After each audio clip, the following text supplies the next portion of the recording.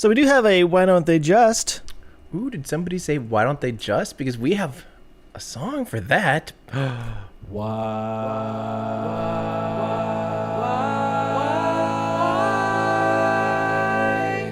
Why don't they just do this? Why don't they just do that? Why don't they just do this? Why don't they just do that? Isn't that like the greatest thing? Oh, isn't that the greatest thing that's ever happened? That's from Shawn Michael Wallace. Sent us this a new song that's infinitely better than the stupid one that I wrote.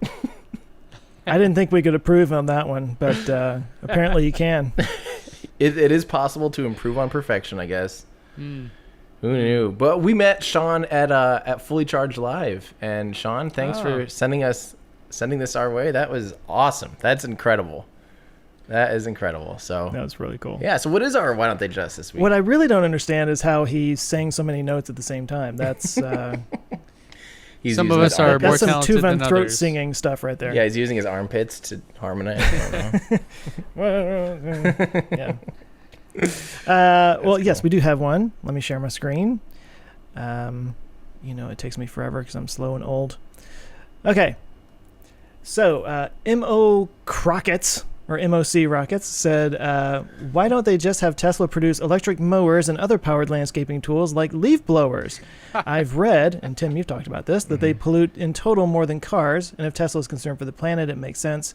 And probably a car is just a status symbol beyond functionality. So that steps on a lot of territory there, but I thought, Tim, maybe you could kind of go with it because I know you've talked about was it the two-stroke engine is the problem? Yeah. Well, I feel like we've kind of talked about this once, maybe a year ago or something. But I think, like, why does Tesla need to do that? There's tons of other companies that, are already in the lawn mowing and that are already working on green, or like electric things. These exist. It's not that they don't. Right? Yeah, like these already exist. And not only that, a lot of them are using Tesla batteries. They're using the cells in them for the packs. It's a pretty common battery. I just don't think that's at all within the scope of what Tesla's trying to do. It's not wrong. They don't have to do everything battery. They don't, yeah. It's not wrong that that two-stroke emissions are very bad, and we should definitely be working on moving on from them. And luckily, electrification of most two-stroke things is it's a pretty viable and potentially a really good solution. There's a lot of, I think, now that we're getting increased capacities and things like that, battery swapping, stuff like that. So, you could go do leaf blowers. Sometimes they only last, say, 30 minutes. You might need to do an hour and a half if you're a company or whatever. We could have a charging bank and swap them out, no big deal, and it can be a pretty slick solution. So, yeah, it's happening. Have you seen an electric leaf blower? Yeah. You have? Oh, yeah. Is it okay? Here's my question. Because I I've got see one the in guys with the garage. leaf blowers, and they've got the little backpack Mm-hmm. with the I guess that's where the motor is and everything. Does an electric leaf blower have like a battery backpack that you carry around? No. I personally haven't seen those. Are like the industrial grade ones, like that's like you are walking around all day with a leaf blower, and they offset a lot of the weight, by putting it on your back, and they last long and blah blah blah and are powerful. I haven't necessarily seen a version of that myself yet, but for sure consumer level ones, like the ones that you normally just hold in your hand. I've seen many of those for sure. Okay. Yeah. Yeah, so I have a Ryobi one, and it's amazing, by the way, because sweeping, that's... Who would ever do that again? I can just take this thing. Yeah, it's super light, portable, big battery, whatever. There's a guy, his channel's named is a Homemade Modern. I don't know his name, actually. His name might even be Ben. His name's Home. Home? Middle yeah. name. Made. And his, if you look at a lot of his videos, he's very DIY, build this, do that kind of a thing. All of his stuff is battery powered, like circular saws and everything. Like he has a video where he took his truck. He has like a Toyota Tacoma or something, and he like outfitted it with like battery charging banks and all kinds of crazy stuff. And it's all that. So yeah, this exists. I don't know if that's the question. The question is, why doesn't Tesla do it? Is that the question? Yeah, Basically. he's specifically talking about Tesla. I'm saying Yeah. he. I'm assuming it's he. I think, yeah, it's curious. probably the harder thing to do is cars, I would guess, is why they're doing it. Elon seems to really have an affinity for doing the hardest thing. And so maybe that's why it makes more sense. Because, yeah, the little lithium-ion batteries that are in, all the leaf blowers and stuff, it's already there. These companies already have it. It already exists. I think, and they're getting better and cheaper is really the bit of it. So. Well, the piece of it that I thought was interesting was the kind of assertion at the end there that the car is a status symbol. I guess this could be taken in multiple ways. Maybe he's saying that Tesla is only interested in doing things that are sexy and cool, that are status symbols, or maybe it's talking about how if you're getting more pollution from those two-stroke engines, and why wouldn't you focus on that if your purpose is really to be environmentally friendly? Right. I think the thing that stuck out to me about that is that a lot of times I think all of us that are really into electric cars, we get kind of myopic about the fact that that's only one tiny piece of the entire climate puzzle that we've got to solve here. And I've argued in the past, and there's arguments against this, but my argument was that the reason why electric cars are important is because they're out there in the streets, in front of people, making that use case and getting, building excitement around electrification. Right. But that doesn't mean that they are the solution. They're just part of the solution. I think what you're touching on is that people aren't completely rational.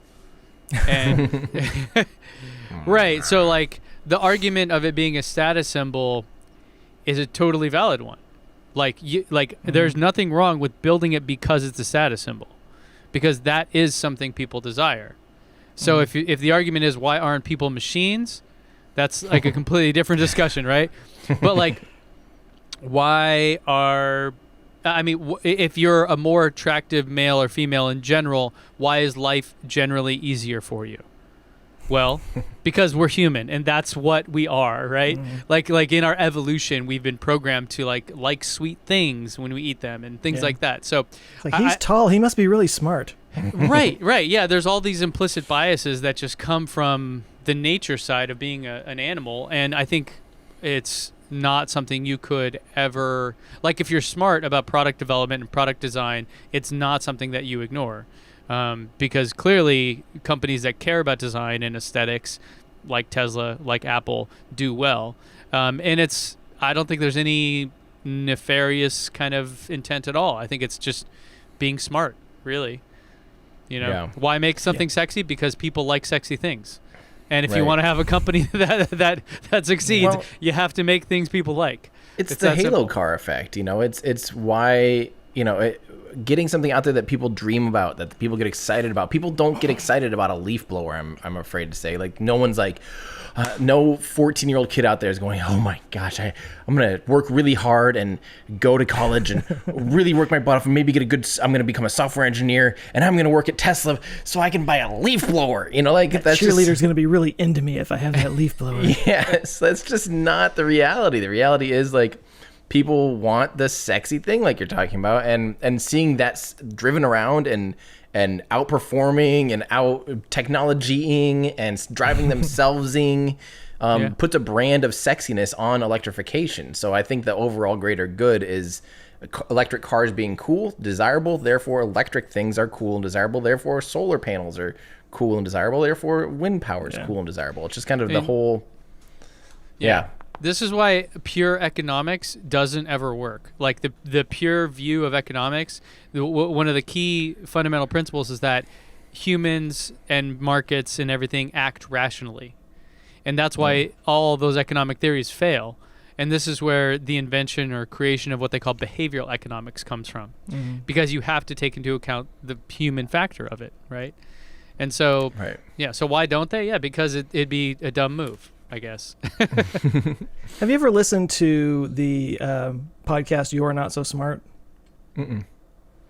It's worth listening to. It's all about behavioral science. And how everything that you just said, Ben, about how we're not rational people, we're emotional creatures that are trying to fit that into a rationality and everything, and all the ways that your brain deceives you, and all the ways that you think you know something but you really don't. And It's a fantastic podcast. This is clickbait, right? This is people why what we describe as clickbait headlines or something. Why do people do them? It's because they work, right? Why do they work? Because we're human, and that's just how it is. Mm-hmm. So Just you what we either respond to. use that information to your benefit or you fail, essentially, right? Right. Yeah. But Well, thanks, MOC Rockets, for asking that question. Yeah, it's a valid question. Hey, thanks for checking us out, guys. I hope you enjoyed this clip from our podcast. We do a weekly show here on YouTube, so make sure to subscribe to Our Ludicrous Future, where we discuss all the things that are going to make our future totally ludicrous. You can join us here on YouTube or at any of your favorite podcast places. Plus, if you want to get some behind-the-scenes stuff and join a cool community, you can help support the channel at patreon.com. Thanks a lot. Thanks, guys.